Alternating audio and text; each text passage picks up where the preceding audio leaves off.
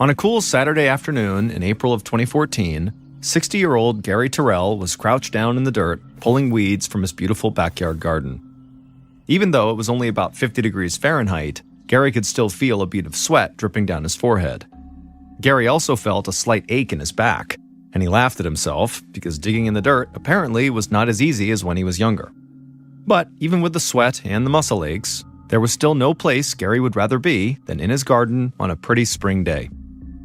Gary and his wife Jan had lived in their house in Springfield, Missouri for over 20 years, and the house itself looked a lot like the other homes in their small suburban neighborhood.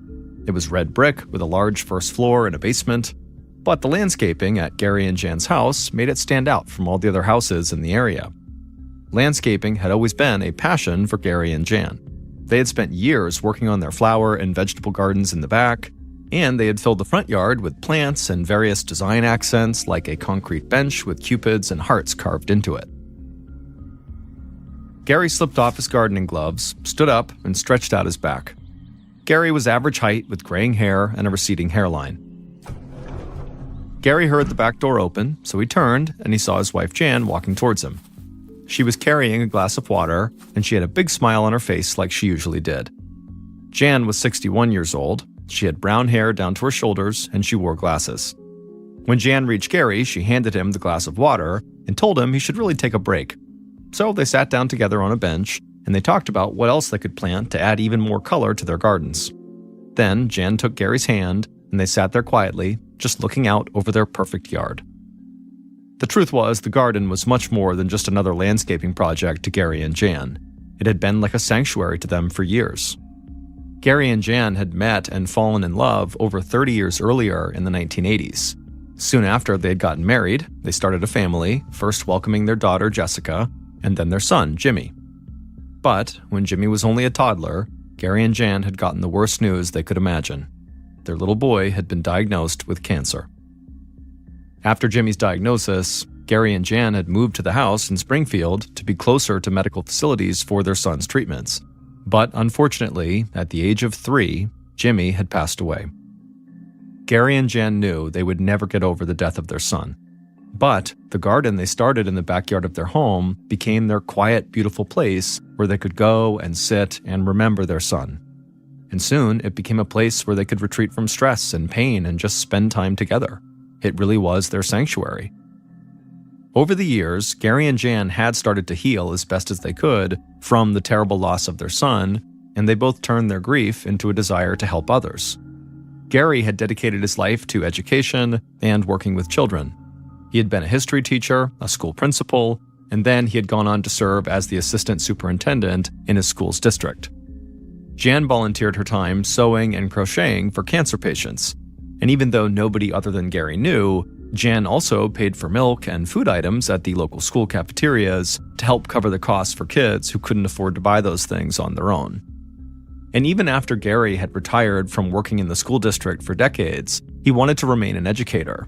So he had taken a position at a local college as an adjunct history instructor. So as much as Gary and Jan loved to escape from the stress and grief of life by going into their garden, they both still believed it was their job to stay engaged in their community and to help others as much as they could. In the garden, Gary finished his water and cleaned up his supplies. Then he and his wife went inside their house. Jan sat down on the living room couch and called their daughter Jessica. Jessica was in her late 20s, and she lived about 300 miles away in Oklahoma City, Oklahoma. Jan and Gary still talked to their daughter just about every single day. Jessica would call her mom every morning, and her dad would text her every night before he went to bed. But lately, Jessica and Jan had been on the phone with each other even more than usual because Jessica was planning her wedding. And that day, Jan had called Jessica to set up a time for them to go wedding dress shopping together. They decided Jessica would drive up to Missouri in a couple of weeks, stay with her parents, and she and Jan would shop for as long as they needed until she found the perfect dress. While Jan talked to Jessica on the phone, Gary made his way through the first floor of the house towards his home office. It was true that the outside landscaping Gary and Jan had done over the years really did set their house apart, but the inside of their house was also very different from other homes. In fact, the inside of their home wasn't like anything anyone in the neighborhood had ever seen. The inside of Gary and Jan's house was like a small museum or a curiosity shop filled with all kinds of rare items. Gary loved world history. That's why he continued to teach the subject even after he had technically retired. But Gary's love of history had also turned him into an avid collector. At first, Gary had begun collecting things like old books or rare furniture pieces he found at garage sales. But over the years, Gary's collecting had turned into something way bigger than just a hobby. The walls on the first floor of the house were covered with shelves, and those shelves displayed antique handguns and rifles, Native American spearheads, first edition books, jars filled with old coins from all over the world, and countless other collectibles. On his way to his office, Gary stopped for a second in front of a large wooden table that displayed his prized possession, 3 rare 19th century scrimshaw walrus tusks. Scrimshaw was the art of hand-carving detailed pictures or intricate designs into bone or ivory objects like whale and walrus tusks. Gary looked at his prized tusks and he smiled. Each one was worth about $10,000, but their monetary value was not really why Gary loved them so much. As a collector, he had to work hard to track down these kinds of very rare items.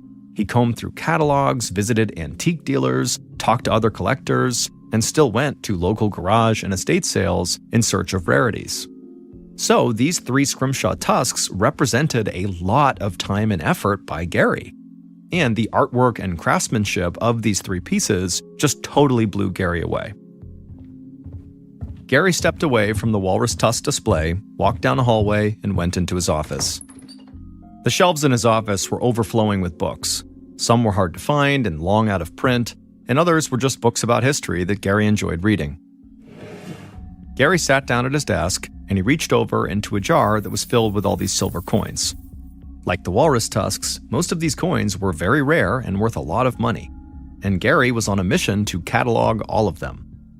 Cataloging items in his collection made it much easier for him to trade with other collectors because that way he knew exactly what he had, and he could give others a description of all the objects he owned. But cataloging coins was also kind of like sitting in the garden for Gary. There was something about the sound the coins made when they clinked against each other, and the time it took to determine exactly when and where each coin was from, that brought Gary a real sense of peace.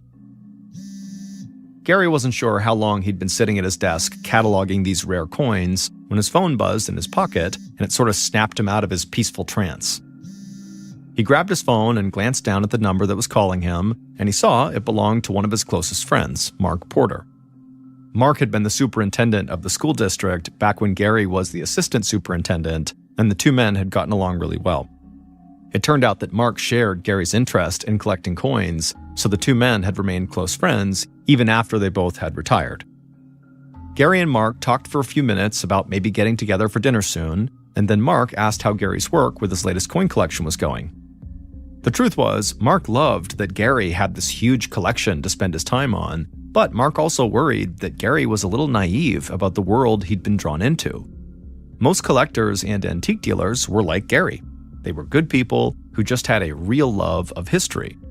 But there were some people who saw collectors like Gary as very easy targets because they were in possession of items that were worth a ton of money. And there were times when Mark worried if Gary really knew enough about the different people he was reaching out to in order to make potential buys or trades with. It wasn't really clear if Gary actually understood if these business partners of his were good people with good intentions or not. On the phone, Gary told Mark that everything was going great with cataloging his coins and he'd be able to see if anyone was interested in buying them soon. And he reassured Mark that he would only work with reputable collectible coin dealers when the time came to actually sell them. Then the 2 friends agreed to meet for dinner the following week, and they said goodbye. Not long after Gary hung up on Mark, Jan walked into the office, and she told Gary that their daughter, Jessica, would be coming up from Oklahoma soon to go shopping for her wedding dress. Gary stood up, and he had a huge grin on his face. He loved when his daughter came to visit, and he knew how happy it made Jan to spend time with their daughter. Gary put his arm around Jan, and the 2 of them walked out of the office and into the living room. They sat down on the couch, and Jan leaned her head on Gary's shoulder. Gary and Jan had been together over 30 years, and they had been through some really horrible things together, but they had come out on the other side. They were happy and healthy and just as much in love with each other as they had been on the day they first got married. A few days later, on April 30th, 2014, Gary kissed Jan by the door that led to their garage, and then Gary headed out to his car. He was going to head out to teach one of his classes at the local college.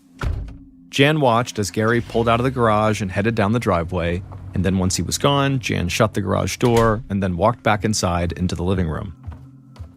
She sat down on the couch and called her daughter Jessica. They talked about Jessica's wedding planning, and Jan reminded her that if she needed help with anything, all she had to do was ask. Jessica's house in Oklahoma City was only about a 5-hour drive to Jan and Gary's, and they did see each other fairly often. But Jan secretly wished that Jessica and her fiancé lived closer. And even though Jan didn't say this, she really hoped when Jessica had children of her own, she would move back to Springfield, because Jan would want to be as close to her grandkids as possible. Jan and Jessica talked for a bit longer, and then Jan told her daughter she loved her and she couldn't wait to see her. Jan hung up her phone and then walked across the first floor to the basement door. Now, while she and Gary did call the basement, in reality, it really wasn't. It had been converted into another living space years earlier, complete with a small kitchen, so it was kind of like an apartment. Jan walked down the stairs and into the basement kitchen. She spent a lot of time down there canning vegetables. Jan didn't take canning as seriously as Gary took his collecting, but it was still a hobby she loved. But before Jan could get started canning that day, she thought she heard footsteps upstairs. She knew she'd been on the phone with Jessica for a while, but she still thought it was way too early for Gary to be home from his class.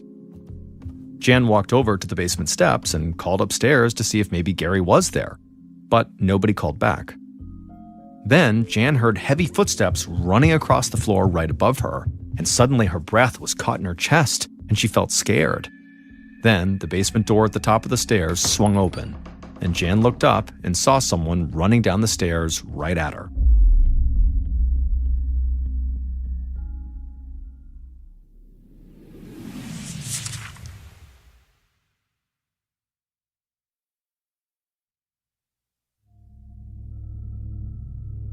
The next day, on May 1st, 2014, Jessica, Gary and Jan's daughter, nervously tapped her foot and stared down at her phone inside of her house in Oklahoma City. Jessica was starting to panic because she hadn't heard from either of her parents since she'd talked to her mom the day before, and that wasn't normal. Her dad always texted her to say goodnight no matter where he was or what he was doing, and he didn't do that the night before, and she talked to her mom every morning, and that morning she had not heard from her mom. Jessica's fiancé, Jason, tried to calm her down. He was sure there was a totally normal explanation for why Gary and Jan had stopped being in touch.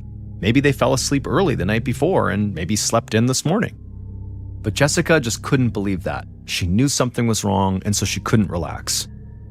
Jessica and her mom looked a lot alike. They had the exact same smile, but Jessica had blonde highlights in her shoulder-length brown hair. On this day, Jessica wore a gray sweatshirt and jeans. As for Jessica's fiancé, Jason, he was a big guy, and he was what some people might call the strong, silent type. In their Oklahoma City living room, Jessica got up and started to pace back and forth. At noon, she still had not heard from her parents, and so she really began to feel worried. By this point, Jason could see how upset his fiancé was, and so he told her, just call the police up in Springfield and ask them to do a wellness check on your parents. This would mean a police officer would go to Jan and Gary's house and just knock on the door and make sure everything was okay. Jessica looked up the non-emergency number for the Springfield Police Department, and she gave them a call. She told them she was really worried about her parents, and she gave them her parents' address. The officer on the other line assured her they would send somebody over to the house immediately. Jessica hung up the phone and then sat back down and waited. It felt like hours had passed, but in reality, the police called Jessica back pretty quickly. An officer told Jessica that they had gone by her parents' house, and while they didn't actually talk to her parents, nothing seemed out of the ordinary about their home. The doors were all locked, there was no sign of forced entry anywhere. The house looked totally normal. Jessica thanked the officer for going over and looking around, but after she hung up, she told Jason that was not good enough for her. She was sure there was something wrong and somebody actually needed to speak to her parents. Jessica tried calling both of her parents again, but again, neither of them answered. So Jessica told Jason that they needed to drive to Springfield to see in person what was going on here. So at about 2 p.m. that day, Jessica and Jason walked outside to their car to begin the 5-hour drive to Springfield. Jason drove as fast as he could, and he and Jessica barely spoke on the ride, and then just a little before 7 p.m., Jason pulled the car into Gary and Jan's driveway. Right away, Jessica reached into her purse, and she took out the garage door opener she had for her parents' house. She pressed the button, and she and Jason watched as the garage door opened up, and inside, Jessica saw both of her parents' cars were parked. And when Jessica saw that, she turned to Jason, and she said now she was certain something terrible had happened. Jessica slowly got out of the car, but she didn't dare go inside the house. Instead, she dialed 911 and waited outside for the police to arrive.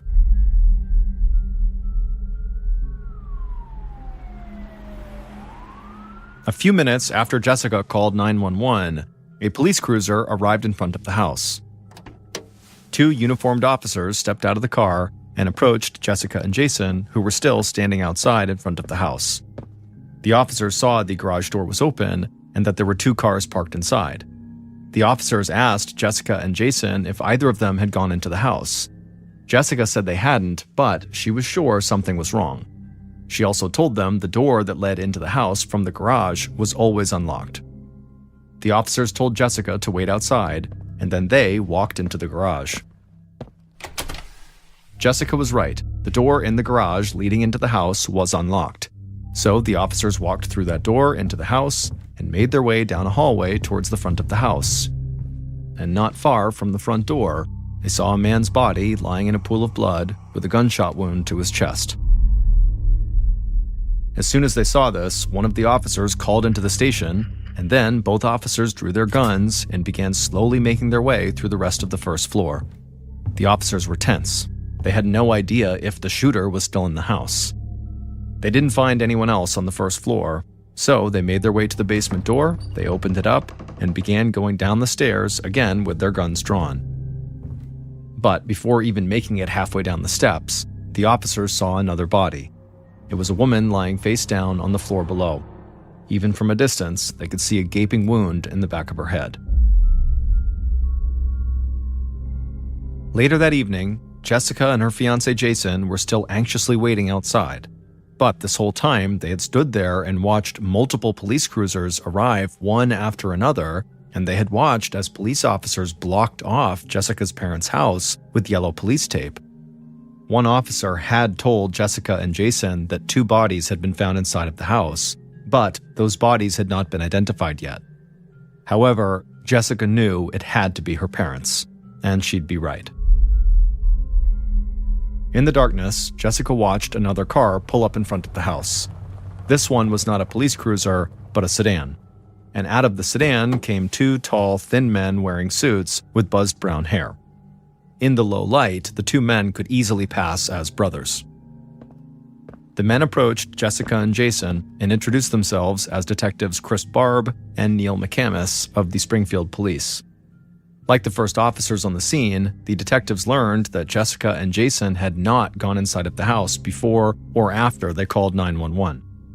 Barb and McCamus asked them to continue waiting outside, and then the 2 detectives made their way inside of the house. Once they were inside, they joined the state forensics officers in the front room where Gary's body was lying. The detectives were immediately taken aback by the amount of blood that had pooled around his body, and they soon discovered that Gary had been shot and bludgeoned.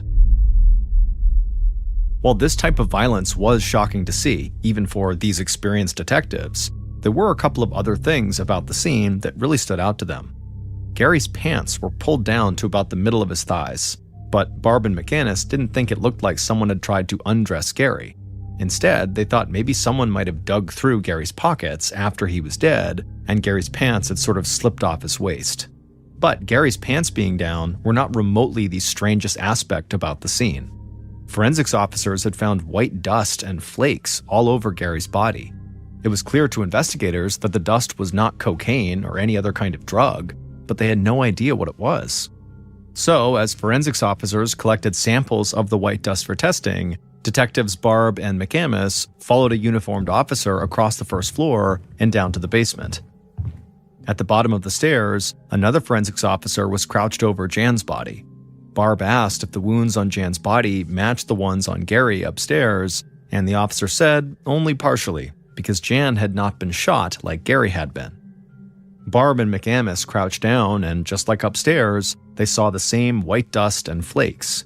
They also saw a latex glove turned inside out on the floor, not far from Jan's body. The detectives left the forensics team to do their work in the basement, and they made their way back upstairs and through the rest of the house.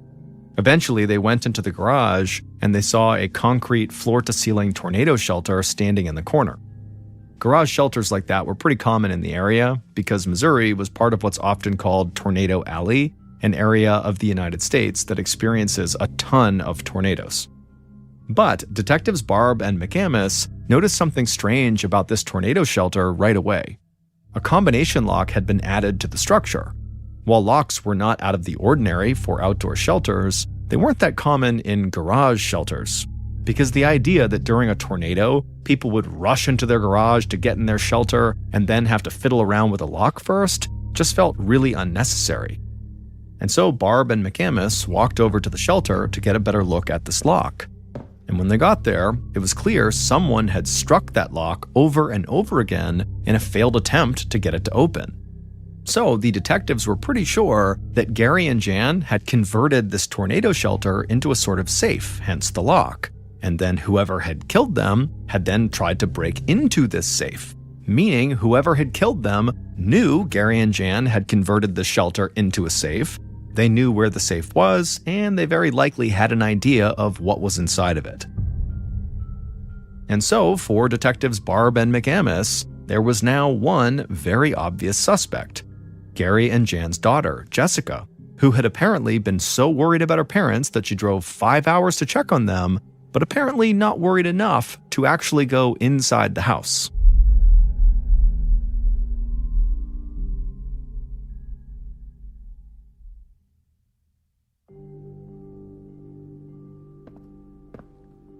Late at night on May 1st, so a few hours after police had arrived at Gary and Jan's house, Detective Barb led Jessica and Jason into a small interrogation room at the police station.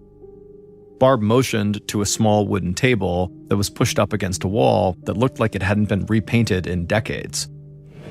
Jessica and Jason sat down at that table, and then Barb took a seat across from them. Barb was calm and measured, and he told Jessica how sorry he was about her loss. But he made it clear there were a few things that seemed really strange to him. Barb couldn't understand why Jessica and Jason had driven all the way from Oklahoma only to arrive at Jessica's parents' house, and then Jessica doesn't go inside to see if her parents need any help. But all Jessica would say in response to this was that as soon as she saw her parents' cars were in the garage, she knew something terrible had happened, and she didn't want to see it. And that was why she had just called the police and waited outside. Detective Barb nodded and jotted down a few notes on a pad of paper. Barb's face never gave anything away, but Jessica's reasoning still seemed very odd to him. And in fact, he had heard answers like Jessica's before. In murder cases, Barb had come into contact with people who left the scene after they had killed their victims and then contacted police to try to remove suspicion from themselves. But these killers would pretend they had not even seen the victims because they simply could not confront what they had done. So they would say things like they knew something was wrong, but that they had no idea what police would actually find inside, when in reality, of course they would know. And that's exactly what Jessica's response sounded like to Detective Barb. Now, he was not ready to just declare Jessica guilty, but he definitely still considered her a major suspect despite her explanation.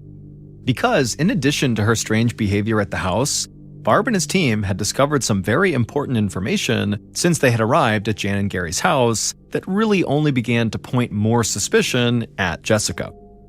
It turned out that Gary's collection of rare and historical items was worth hundreds of thousands of US dollars. And like police thought, Gary and Jan had converted that garage tornado shelter into a safe, and that safe held tens of thousands of dollars worth of gold and silver. So, Detective Barb knew that Jessica was the only child of wealthy parents, and she stood to inherit a lot of money when her parents died. In the interrogation room, Barb's voice remained totally calm, almost casual, like he was talking to a friend. He asked Jessica if she was angry at her parents for any reason. But Jessica just looked at him and shook her head no. She said her parents were her whole life. Then, Barb asked her if she had resented her parents for keeping their money from her or anything like that. And a confused and almost angry look suddenly came across Jessica's face. She told Barb that if she ever wanted money, or anything else from her parents for that matter, all she had to do was ask and they'd give it to her. Barb thanked Jessica and Jason for coming in, and then he let them go. Jessica might be a prime suspect, but Barb knew he needed a lot more evidence to be able to hold her. So Detective Barb and McCamus regrouped and started to put together a list of people who were close to Gary and Jan and who might have information about the crime or about Jessica. And the first person they wanted to talk to was Gary's friend and fellow collector, Mark Porter.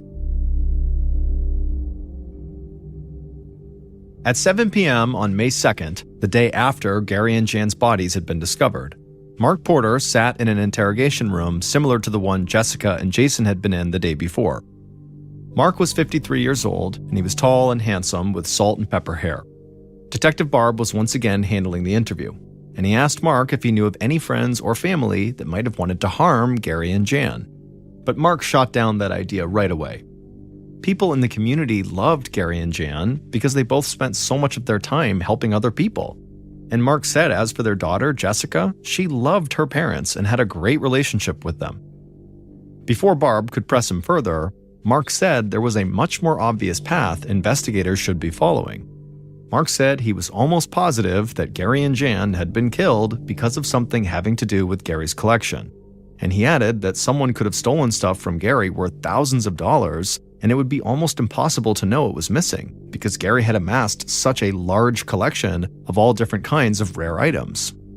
Then Mark shook his head and fell silent. Detective Barb asked him what was wrong, and Mark just kept shaking his head. Then he looked up at Barb and said that he had seen at least one text message exchange between Gary and a potential buyer, and something about this exchange had just seemed off to Mark. Mark told Barb that he had tried to warn Gary not to go into business with this guy in the text messages, but now Mark said he wished he had really pushed Gary to truly walk away from that deal. Detective Barb thanked Mark for his time and for the information he'd provided. And after Mark left, Barb met with the rest of the investigative team. None of the investigative team were familiar with the world of collectors that Gary and Mark and others were a part of, but they all knew that when it came to things worth a lot of money, there were going to be people involved who would do anything to other people to get their hands on those items. Now, Barb needed to figure out if something, one of the collectibles or multiple collectibles, were missing from Gary's house. Police could go through Gary's catalogs, but there was no guarantee that everything Gary had ever collected would be listed in those catalogs, so this was going to be a really difficult chore. So Barb reached out to Gary's brother to see if maybe he could help. Gary's brother was a respected attorney in the area, and he was probably more familiar with Gary's complete collection than anyone, because he had helped Gary with legal and financial issues related to collecting some of these rare objects. Detective Barb wasn't willing to rule Jessica out as a suspect, but what Mark had said did make a lot of sense, and investigators started focusing on the murders as possibly being the result of a robbery, and they hoped either Gary's brother or the test results from the mysterious white dust they were waiting on would lead them to the killer. On May 10th, so 10 days after Jan and Gary's murders, their daughter Jessica stood at the front of a massive crowd that had gathered inside of a high school gym. The outpouring of love for Jan and Gary from the community had been overwhelming, and it became clear that a funeral home would not be large enough to accommodate everybody who wanted to pay their respects to Gary and Jan. So the school district, where Gary had worked for decades, let the family use a local high school gym for a memorial service. But as Jessica listened to friends and other family members talk about how much her parents had meant to them, one thought kept coming into her mind. This was the day she was supposed to go dress shopping with her mom, and now her parents wouldn't even get to be there for her wedding, and they would never get to meet their grandkids. Jessica just started sobbing, and Jason wrapped his arms around her and pulled her face to his chest. The fact that Jessica had lost her parents was devastating, but Jason could not believe that on top of that, she also had to endure being a primary suspect in their murders. After the service was over, Jason stood by Jessica outside the gym as she greeted people she had known since she was a kid. And most of them were also appalled that she was being treated like a suspect. Finally, Jessica's uncle, so Gary's brother, approached them and gave Jessica a hug. He didn't believe Jessica would ever do anything to hurt her parents, but as an attorney, he understood why police had focused on her. After all, she was the sole heir to her parents' fortune, and she had acted a little strange at their house on the day that Gary and Jan's bodies were discovered. But he was sure Jessica would soon be crossed off the suspect list, and he was also determined to help police discover if anything really had been stolen from Gary's collection. In the following weeks, with Gary's brother's help, investigators started to believe they were getting closer to identifying Jan and Gary's killer. But they still needed more evidence to be sure they were right and to create an airtight case that would actually hold up in court. But as more time passed, the people who were closest to Gary and Jan put added pressure on the police because they felt like the investigation had started to drag. And on top of that, some of Gary and Jan's friends and neighbors had begun to get frightened because they had no idea if Gary and Jan had been the killer's only target or if they too were also in danger. 3 months after Jan and Gary's murder, Gary's friend, Mark Porter, sat in the small lobby of a quick-service oil change garage. Mark sipped on a cup of coffee from a fast food restaurant and waited for his oil change to be finished. Then, a man walked in and sat down right next to Mark, which was odd because there were plenty of other seats available in the lobby. But Mark didn't think too much about it. He just kept drinking his coffee. Then this man started to talk to Mark. It was just small talk, and Mark responded politely. Finally, Mark heard someone behind the counter call his name. Mark put down his coffee, nodded to the stranger who had been talking to him, paid for his oil change, and then went outside to his car. But as Mark drove away, he got this weird, uneasy feeling in his stomach. Who was that guy, and why had he sat down right next to him and just started talking to him? It just felt odd. When Mark got home, he started to worry that that strange guy might be somehow connected to the murders of Gary and Jan.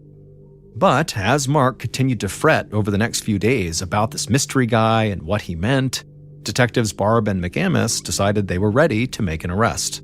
Because they now knew what had been stolen from Gary's collection, and they knew what that mysterious white dust was that was found at the scene. So they were sure about who had killed Gary and Jan and how they had done it.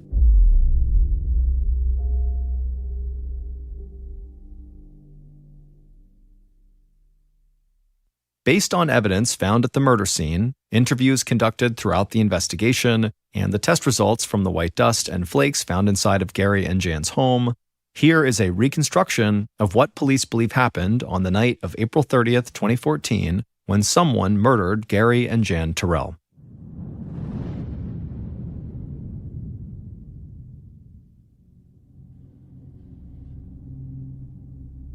It was still light outside, so the killer casually walked up to Jan and Gary's front door as if they were just there for a visit. They had a large gym bag with them slung over their shoulder. From the porch, the killer glanced over their shoulder to make sure none of the neighbors were outside. Satisfied, the killer reached into their pants pocket and pulled out a pair of latex gloves. The killer slipped on the gloves and then reached into their other pocket and pulled out a key. They used that key to open the door, and they stepped inside. The house was quiet. The killer started down the hallway towards Gary's office, but then they heard a voice calling from downstairs in the basement. The killer froze and started to panic. Then the voice in the basement called out again, at which point the killer made a decision on the spot. The killer rushed to a wooden table nearby and grabbed one of those 3 scrimshaw walrus tusks that were on display. Then the killer, carrying one of those tusks, ran across the first floor towards the basement. They flung open the basement door and quickly descended the stairs. In the basement, Jan, who was the one calling upstairs, she began to scream. She saw the killer rushing towards her, so she turned away from the stairs, but there was nowhere for her to go. The killer reached the bottom of the stairs and caught up to Jan. They clutched that walrus tusk in both hands like a baseball bat, and then they swung. The tusk cracked the back of Jan's head and she fell face down onto the floor. Blood immediately spilled from the wound, but the killer thought they could still hear her breathing. So the killer stood over Jan's body, raised up the walrus tusk again, and slammed it back down into the back of Jan's head multiple times. With each blow to the back of Jan's head, white dust and flakes fell off of that tusk. It would later be determined that the killer had used so much force when smashing Jan's head with that tusk that pieces of Jan's hair were literally embedded into her skull. Finally, the killer stopped smashing Jan's head with the tusk. They stood there for a second and then went back to the basement stairs and headed back up to the first floor. Everything had happened so quickly that the killer didn't realize one of their latex gloves had slipped off their hand and fallen near Jan's body. Upstairs, the killer made their way past the front door, down the hall, and into Gary's office, still clutching the bloody tusk in one of their hands. Once in the office, they grabbed something off the desk, opened up their bag, and dropped it inside. But before the killer could take anything else, they heard the front door open. Again, the killer froze up and began to panic. Then they made another split decision. They opened up one of the desk drawers, pulled out a handgun that was inside, and then ran out of the office down the hall. When the killer got to the front door, Gary, who was the one who had opened the door, he was standing there and he was calling out for his wife. The killer shouted at Gary, and Gary turned to see them, at which point the killer raised the gun and fired. The bullet struck Gary in the chest. Blood spattered across Gary's clothes and he fell to the floor. The killer had no idea if Gary was alive or dead, but they weren't going to take any chances, so they stood over him, raised up the walrus tusk, and smashed Gary with it. Again, white flakes and dust from the tusk fell to the floor. Eventually, the killer stopped bludgeoning Gary and just stood there in the front room, breathing heavily and feeling totally crazed. Gary and Jan were now dead. The killer tried to collect themselves and calm down their breathing. Then they slipped the tusk and the gun into their bag. They got down on the floor and reached into Gary's pockets, searching for money or other valuables. Gary's pants slid down his legs as the killer did this, but the killer did not find anything of note in Gary's pockets. So the killer walked back through the house and went into the garage. There, they grabbed a hammer from Gary's tool rack and then walked over to that tornado shelter that they knew had gold and silver inside, and the killer began smashing at the lock with the hammer. But when it became clear that they could not break this lock, the killer just put the hammer back and went back inside the house. They walked past Gary's body, opened the front door, and stepped outside. It had gotten darker outside, but there was still light, so the killer tried to act as casually as they could as they locked the front door behind them, then got into their car and drove out of the neighborhood.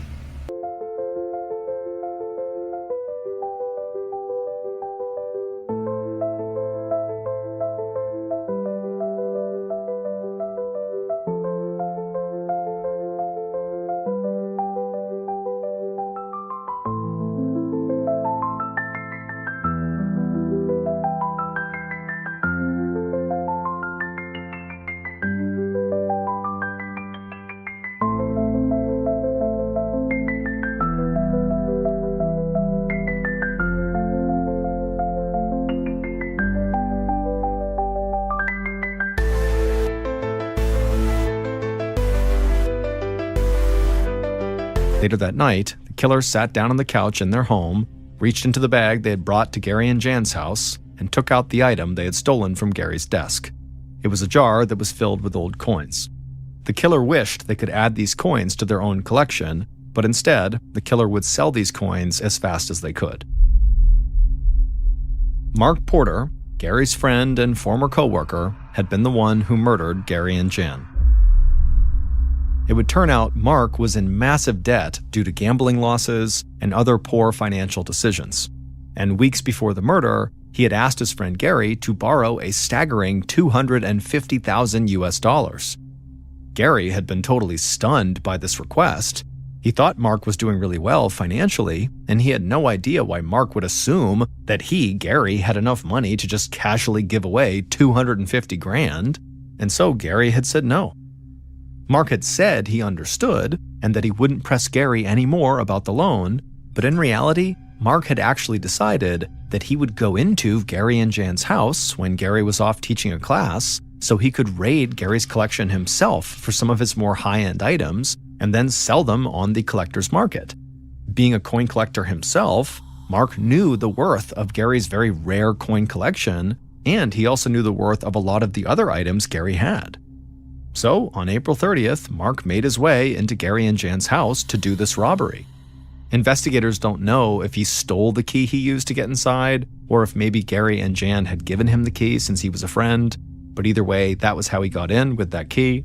And so Mark had entered the house with the intention of just robbing Gary, but then Gary's wife, Jan, shouted from the basement, and suddenly Mark's plan fell apart. Mark grabbed the walrus tusk and rushed downstairs and beat Jan to death. But when Mark heard Gary come home, he wasn't sure if the tusk would be enough. He knew Gary kept a handgun in his desk drawer, so he grabbed it and shot Gary, and then followed it up with smashing him with the tusk as well. While investigators had initially considered Jessica their primary suspect, they were eventually able to place her at a restaurant in Oklahoma City at the time of her parents' murder. And it turned out that her reasons for not actually going into her parents' house when she drove all that way to see if they were okay were totally legitimate. When Jessica saw her parents' cars parked there, when she couldn't get in touch with them and nobody knew what was going on with them, she really did just have this gut instinct that something horrible had happened to them, and she just could not bear to see it for herself. And so that was why she had not gone in. So when Jessica was off their suspect list, investigators started digging into the possibility that someone from the collecting world had killed Gary and Jan like Mark had suggested. But then Gary's brother realized that a huge stash of rare coins was missing from Gary's office. And not long after that, police received a call from a local shop that bought, sold, and traded rare coins. And they had a video of a man who had recently sold a large coin collection for over $18,000, and the man on that video was Mark Porter. At this point, detectives Barb and McAmis thought they were close to catching their killer, but there was still a chance that Mark had simply sold some of his own coins, so they needed more proof that what he sold was actually Gary's. They asked Mark to submit a DNA sample to see if maybe they could tie it to DNA found at the scene, but Mark refused. So the police sent in an undercover cop to get the DNA sample. And so it would turn out Mark had every right to be suspicious of that stranger who had come in and sat down right next to him and chatted with him while his car was being worked on, because that stranger was an undercover police officer who ultimately left with Mark's coffee cup that he left behind inside. And the crime lab was able to connect DNA samples from the coffee cup to DNA samples that were found on the latex glove that had been left behind at the murder scene in the basement near Jan's body. Finally, detectives Barb and McAmis learned that the white dust and flakes found near the bodies had come from a walrus tusk similar to the two they had seen on display at Gary's house, so they knew what weapon Mark had used to attack and kill Jan, and then also to bludgeon Gary with after he had shot him. Mark pleaded guilty to second-degree murder and received 2 consecutive life sentences. He'll be eligible for parole after he turns 82 years old. Jessica was able to speak at Mark Porter's sentencing, but she refused to put the focus on Mark. Instead, she focused on her parents, saying she would miss her parents' advice and their laughter, and she would miss telling them she loved them.